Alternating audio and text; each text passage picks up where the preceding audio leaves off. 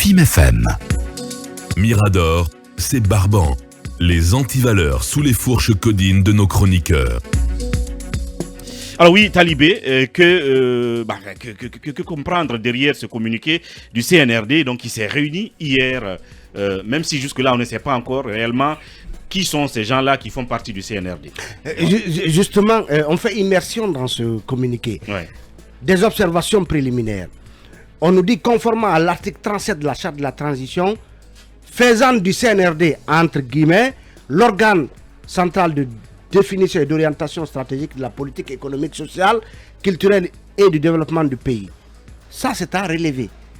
Pourquoi rappelle-t-on finalement cette disposition?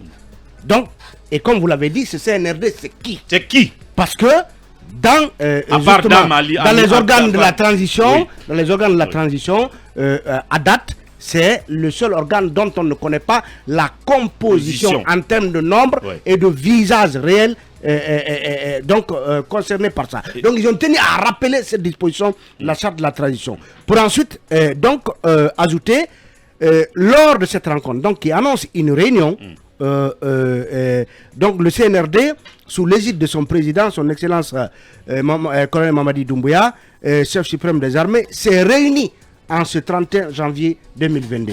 Donc hier lundi. Lors de cette rencontre, plusieurs sujets d'intérêt nationaux ont été examinés. Posons-nous la question, à part les sujets concernant donc les baux et les titres fonciers, quels autres sujets d'intérêt nationaux ont été évoqués? On se pose bien la question. Ça veut dire que c'était une réunion d'une importance éminente parce que... Une réunion stratégique. Stratégique parce que on n'y a pas parlé que de titres fonciers, mais d'autres sujets, malheureusement, que nous ignorons. Aussi, dans le but de renforcer la commission interministérielle chargée de la récupération des domaines publics de l'État, dont les efforts ont été loués, le CNRD, tout en invitant la dite commission à poursuivre ses activités, a décidé.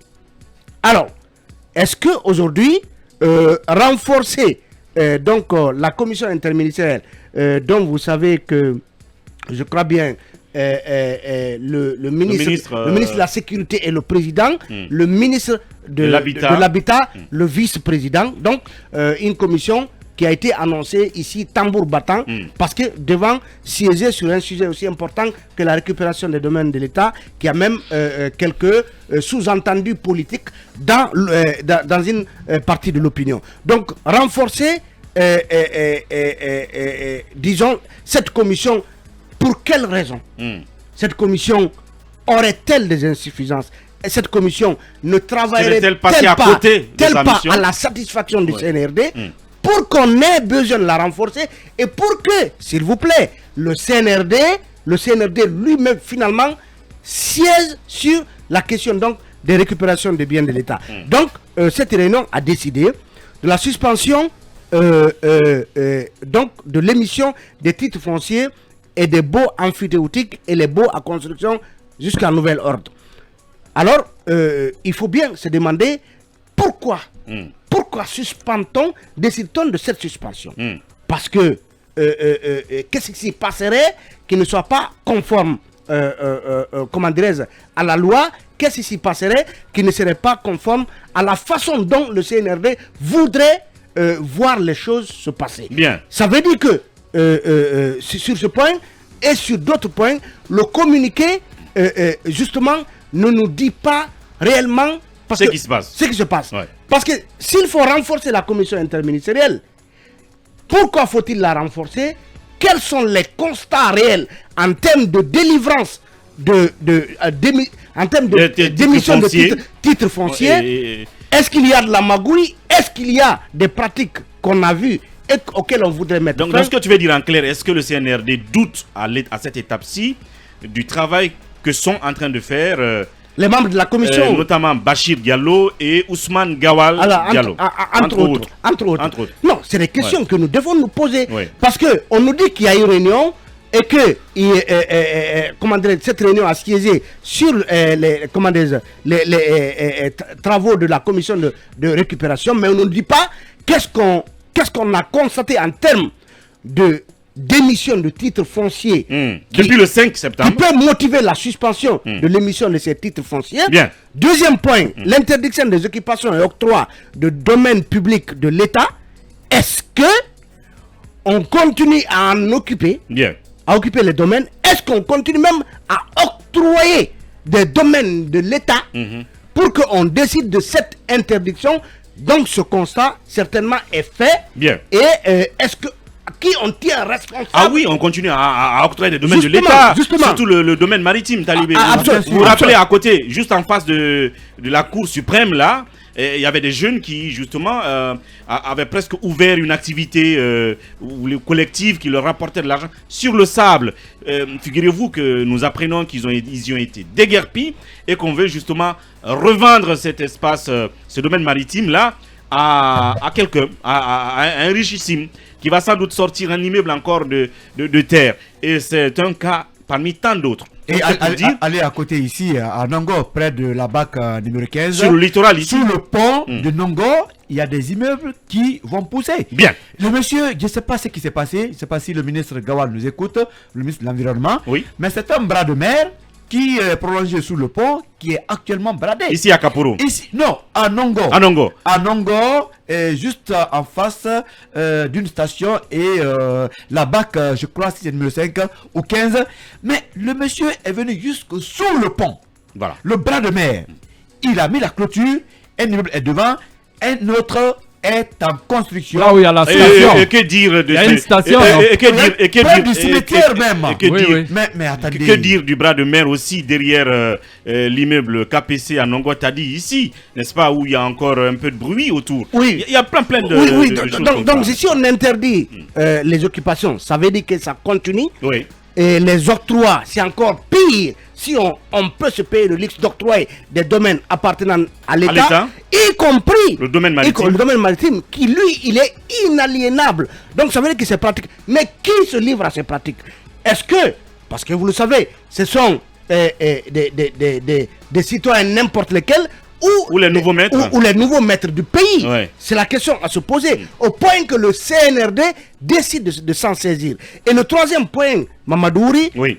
l'organisation d'une réunion mensuelle entre le CNRD et la commission interministérielle. Ça sous-entend que la commission interministérielle est placée désormais sous tutelle du CNRD et doit donc rendre compte régulièrement de son fonctionnement. Ça veut dire qu'on ne l'a pas dit expressement dans ce communiqué, mais il y a des choses certainement à reprocher à cette commission parce qu'elle ne ferait pas bien son travail, parce qu'elle ne fonctionnerait pas bien, parce qu'elle n'est pas, elle n'est pas totalement. Et après on dit, et c'est le quatrième point, il est extrêmement important, qui confirme tous les soupçons de problèmes qu'on ne nous a pas révélés.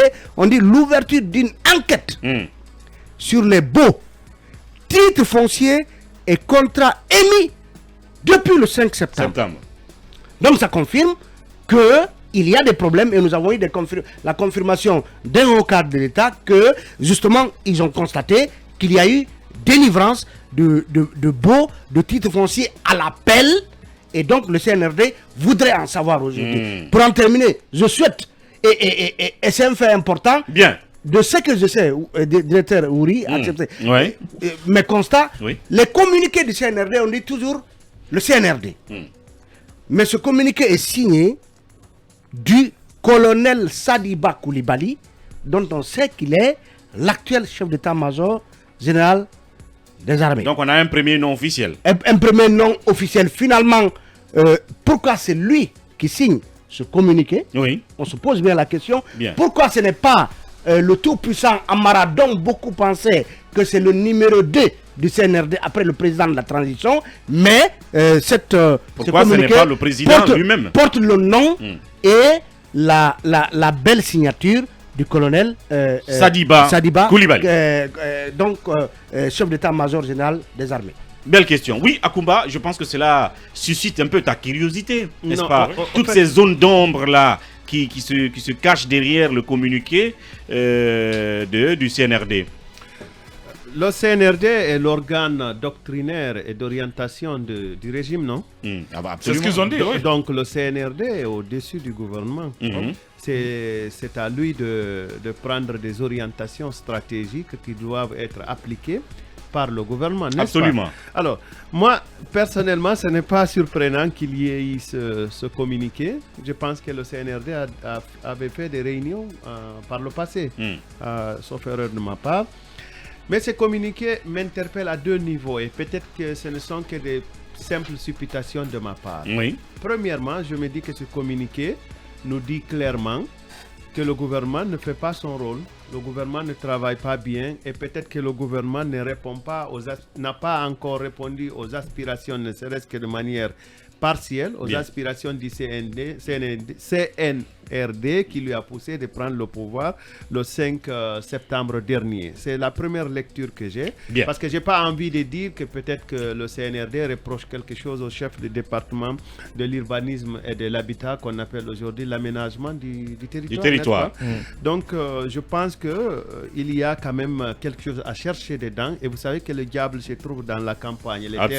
Les terrains à immatriculer, suivant les termes du code foncier et domanial, sont dans les campagnes mais aussi dans les villes. Je pense que c'est une petite confusion et c'est une remise en cause, si vous voulez, patente des pouvoirs de la commission foncière.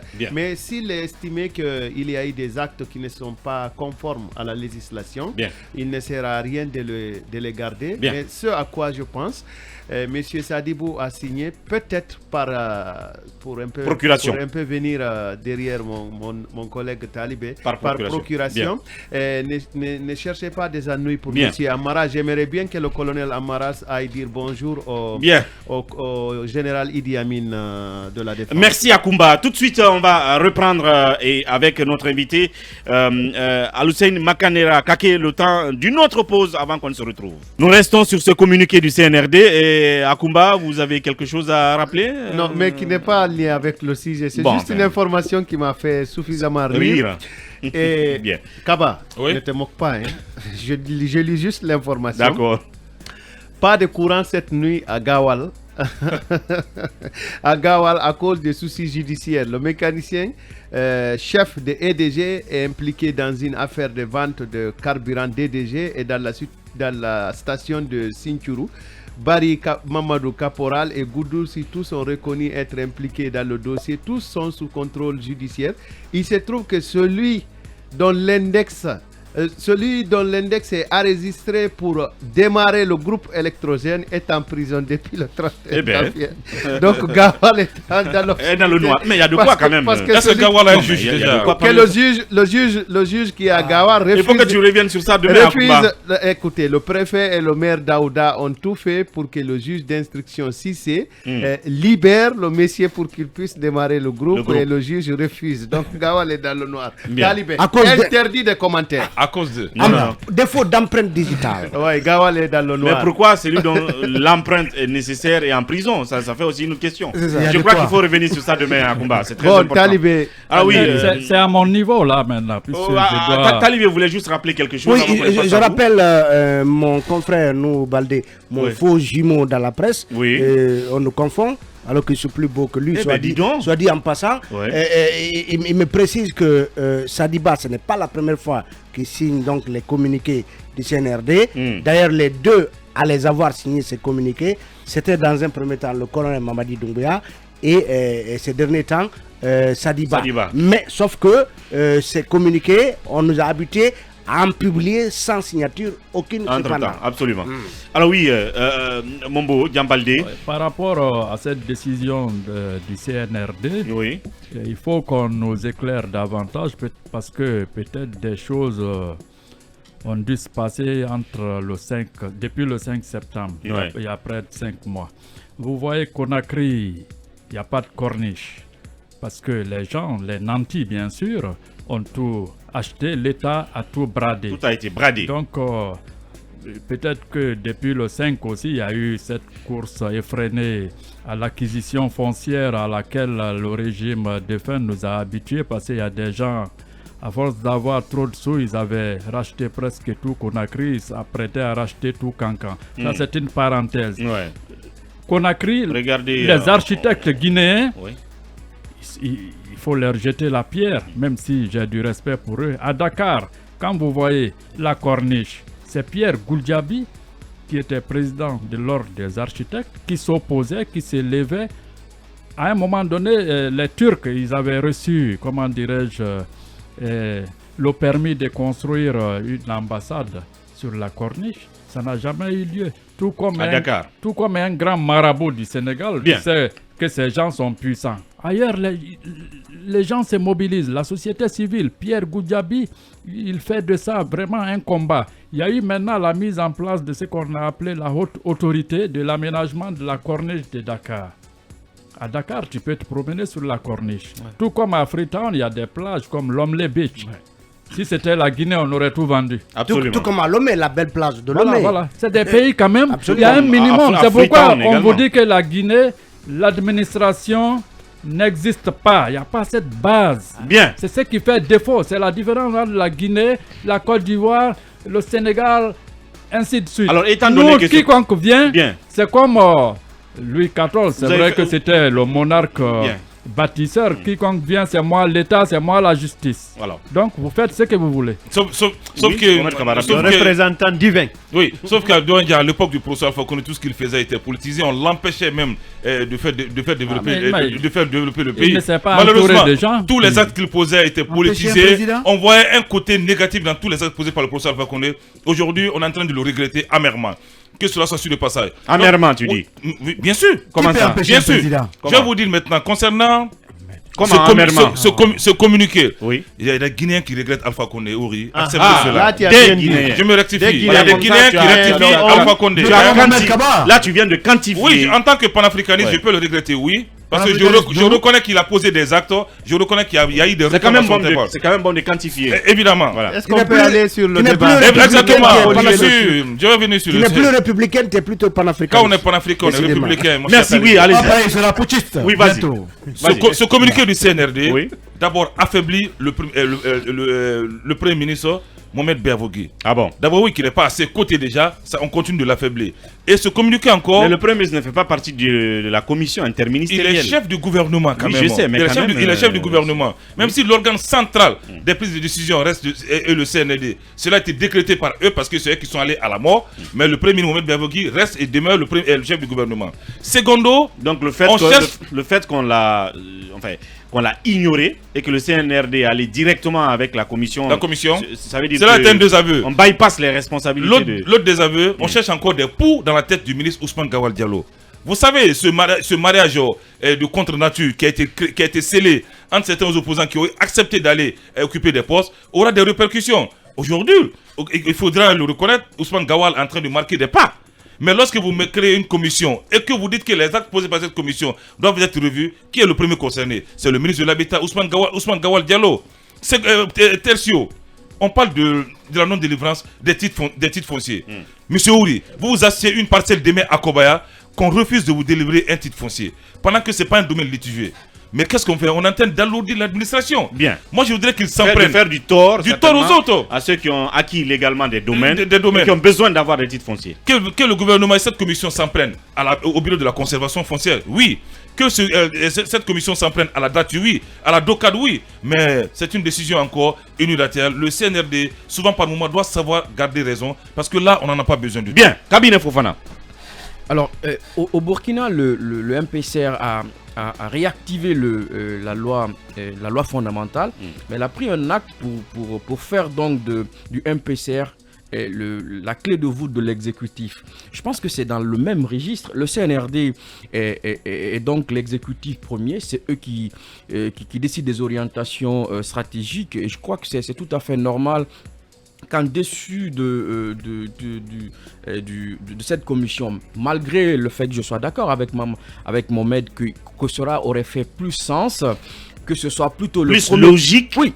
Que ce soit plutôt le Premier ministre qui est au-dessus donc de cette commission, soit la personne qui directement qui diligente ceci, mais que ce soit le CNRD et à sa tête le colonel et le général Sadiba. Je crois que ça en dit long sur la suprématie du CNRD, mais aussi sur ce que j'appelle un peu une sorte d'asymétrie. C'est que on sent naturellement qu'à chaque fois que des décisions importantes doivent être prises, on bypasse le gouvernement, on bypasse le Premier le ministre. ministre, et puis c'est le CNRD qui décide. Donc il y a une intrusion assez vague, gênante aussi du CNRD dans les responsabilités, n'est-ce pas? Je pense que il faut éviter cela. Il faut éviter cette forme de juxtaposition qui ne dit pas son nom à chaque fois qu'il y a quelque chose. Parfois, je pense même que le CNRD va sur des sujets qui ne méritent pas. Est-ce que vous êtes d'accord avec Mohamed Kaba aussi que implicitement, c'est comme si on indexait un peu la gestion de Ousmane Gawal depuis le 5 de ces questions comme ça, par exemple. Je ne pense sans pas. pour autant le dire. Non, parce que quand on parle d'enquête sur l'octroi des titres fonciers, sur certaines choses depuis le 5, bon, y compris depuis la nomination d'un ministre qui est Gawal. Est-ce que quelque part, comme on l'a dit, on n'est pas en train de chercher des poux sur la tête de Gawal? Non, je pense plutôt que ce communiqué vient renforcer un peu Gawal. C'est-à-dire qu'on vient donner une main forte à Gawal pour dire il y a eu des émissions de titres fonciers et des baux ont été scellés, illégalement peut-être. Donc je pense que ça vient plutôt renforcer Ousmane Gawal. Ouais. Oui, Lincoln là-dessus. Peut-être quand tu dis que ça le renforce, c'est depuis du 5 jusqu'à sa nomination. Jusqu'à la date où il a été nommé. Donc s'il y a des actes comme ça qui ont été posés, octroi des domaines et de titres fonciers illégaux, donc Gawal peut s'en saisir. Oui. Et puis certainement entre-temps ils ont traité ces dossiers-là. Absolument. Ok. Alors oui, Lincoln, en une minute avant qu'on prenne l'invité. La Guinée est grande de plus de 245 000 km². Et foncièrement, ce pays depuis pratiquement le régime de Lansana Conté a des problèmes parce qu'on ne peut pas accuser le régime Sékou Touré qui a pu maîtriser en tout cas ce domaine. Mais depuis Lansana Conté jusqu'à nos jours, mais foncièrement, on a des problèmes. Oui. Aujourd'hui, le travail sur le terrain peut être compliqué. Peut-être que Ousmane Gawal et son département peuvent bien faire, mais pour aller vite et de façon efficace, pourquoi ne pas renforcer? Moi, c'est sous ce angle-là que je vois certainement la démarche. Et mieux que cela, le CNRD, qu'on le veuille ou pas, reste l'organe stratégique quand même de la transition. Bien. Donc si aujourd'hui, peut-être un domaine ne marche pas, mais il faut que le mirador de la transition puisse avoir son œil pour pouvoir, c'est-à-dire Mamadi Doumbouya, pourquoi pas booster. Et son CNRD. Moi, c'est dans ce sens que je suis en train de prendre. Sachez une fois de plus encore que ce domaine est très compliqué. D'ailleurs, à Conakry, on n'arrive pas à nous en sortir. À l'intérieur du pays, vous savez ce qui se passe. Donc aujourd'hui, Gawal peut avoir la volonté, mais il faut renforcer pour que le travail soit encore mieux fait et vite fait. Bien, mieux fait et vite fait. Le temps pour nous justement de prendre notre invité du jour, Alousseyne Makanera Kake. On va observer cette toute petite pause.